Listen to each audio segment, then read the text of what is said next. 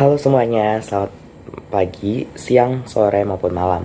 Perkenalkan, nama saya Christopher Emanuela Wirianto Wong dengan NIM 2411111110011. Di sini saya sebagai mahasiswa Fakultas Kedokteran Gigi akan menjelaskan mengenai sistem reproduksi. Baik, sebelumnya kita perlu mengetahui bahwa apa itu sistem reproduksi. Sistem reproduksi atau sistem genital adalah sistem organ seks dalam organisme yang bekerja sama untuk tujuan reproduksi seksual. Banyak zat non-hidup seperti cairan, hormon, dan feromon juga merupakan aksesoris penting untuk sistem reproduksi.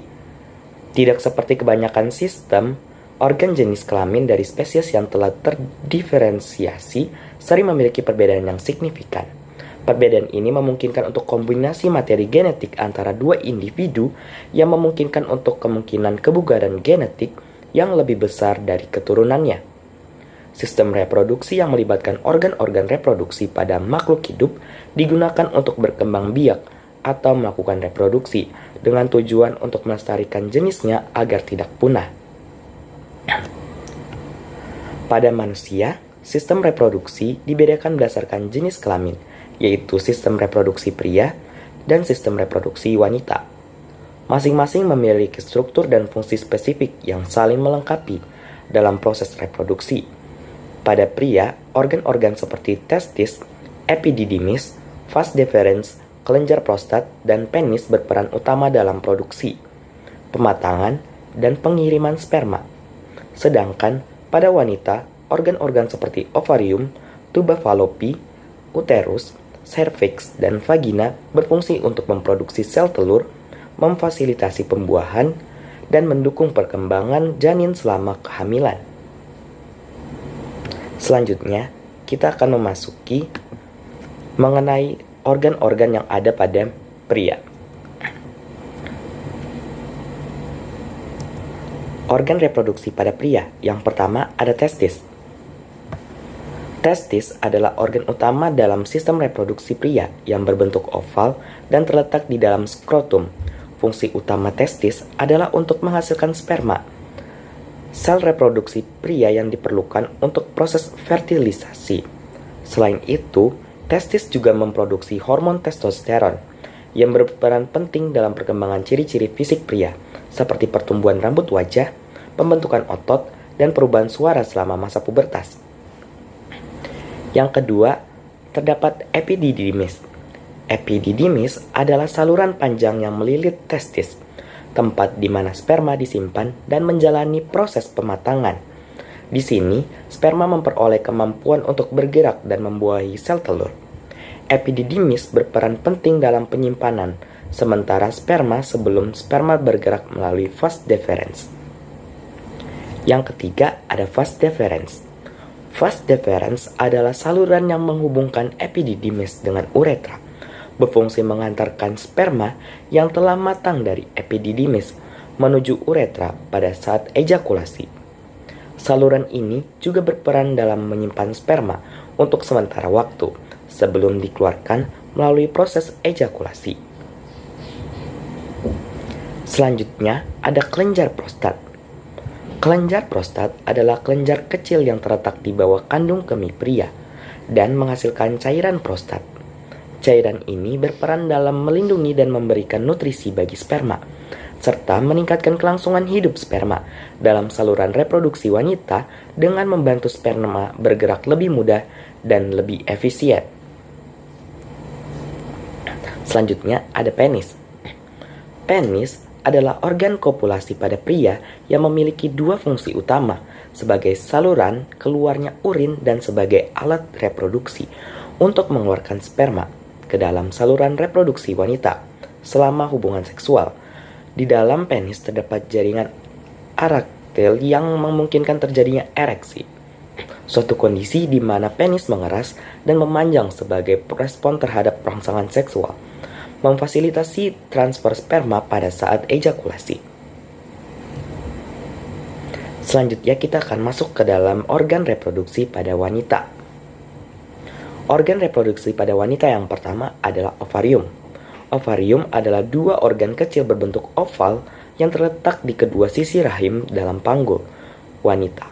Ovarium berfungsi sebagai tempat pembentukan dan pematangan sel telur. Ovum yang dihasilkan secara berkala melalui proses ovulasi. Selain itu, ovarium juga menghasilkan hormon estrogen dan progesteron yang mengatur siklus menstruasi, mempengaruhi karakteristik seksual sekunder pada wanita, dan mempersiapkan tubuh untuk kehamilan. Yang kedua, terdapat tuba falopi.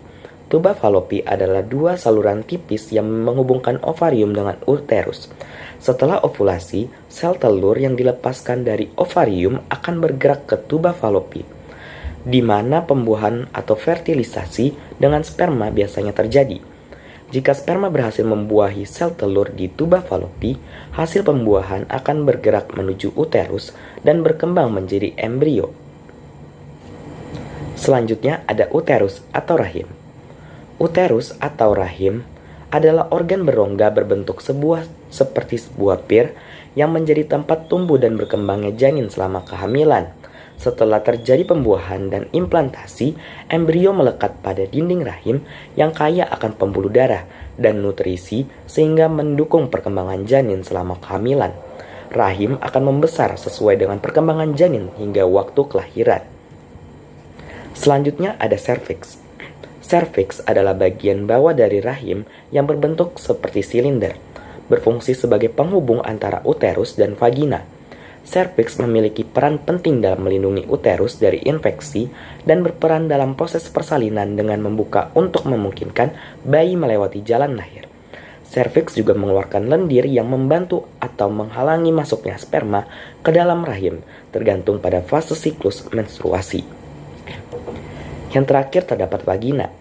Vagina adalah saluran berbentuk tabung yang menghubungkan bagian luar tubuh dengan serviks dan rahim. Selain berfungsi sebagai reproduksi kopulasi pada wanita, vagina juga menjadi jalur keluarnya darah menstruasi dan jalur lahir bagi bayi saat melakukan persalinan. Dinding vagina memiliki elastisitas yang tinggi yang memungkinkan peregangan saat melahirkan. Struktur ini juga memainkan peran penting dalam sistem reproduksi dan sebagai bagian dari sistem imun tubuh, menjaga keseimbangan mikroorganisme untuk mencegah infeksi. Untuk lebih lanjut, kita akan menyaksikan video tayangan animasi berikut. Bagian-bagiannya itu ada labia mayora, labia minora, lubang vagina, uretra, dan klitoris. Nah, yang pertama klitoris. Klitoris adalah organ seksual perempuan yang sangat sensitif terhadap stimulasi. Selanjutnya vagina. Bagian yang tampak dari luar ini disebut liang atau lubang vagina sih. Dan bagian dalam inilah tampak vagina secara keseluruhan. Vagina sebenarnya termasuk organ reproduksi bagian dalam ya. Vagina adalah organ hubungan seksual pada perempuan.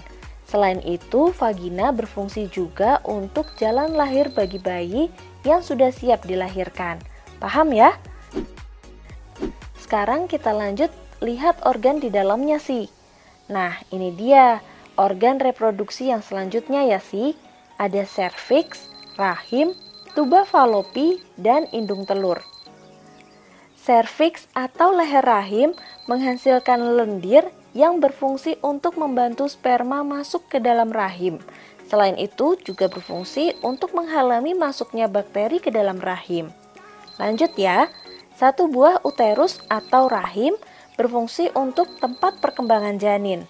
Selain itu, dinding rahim bagian dalam atau endometrium akan mengalami peluruhan setiap bulannya yang kita sebut sebagai menstruasi. Menstruasi terjadi jika sel telur tidak dibuahi oleh sperma. Sedangkan jika sel telur dibuahi oleh sperma, terjadilah kehamilan yang kemudian akan berkembang bertambah besar menjadi bayi di uterus atau rahim. Kalau dua buah tuba falopi ini adalah saluran yang dilewati sel telur dari indung telur menuju rahim pada saat sel telur tidak dibuahi. Selain itu, tuba falopi ini juga berfungsi tempat terjadinya pertemuan antara sel sperma dan sel telur. Terakhir adalah dua buah ovarium atau indung telur kanan dan kiri. Ini yang berfungsi menghasilkan satu sel telur secara bergantian tiap bulannya. Selain itu, indung telur juga berfungsi memproduksi hormon estrogen dan progesteron. Hormon ini berfungsi menjalankan fungsi reproduksi pada perempuan, salah satunya berperan dalam proses menstruasi atau pada saat perempuan tersebut hamil. Gimana Sisi, udah paham belum? Udah Kak, Sisi udah paham gimana wanita itu bisa menstruasi dan hamil. Ternyata organ reproduksi kita kompleks banget ya dalamnya Kak. Betul, itu sebabnya kita harus pandai-pandai jaga kesehatan organ reproduksi kita. Semakin kenal, semakin sayang. Jaga organ reproduksimu demi masa depanmu.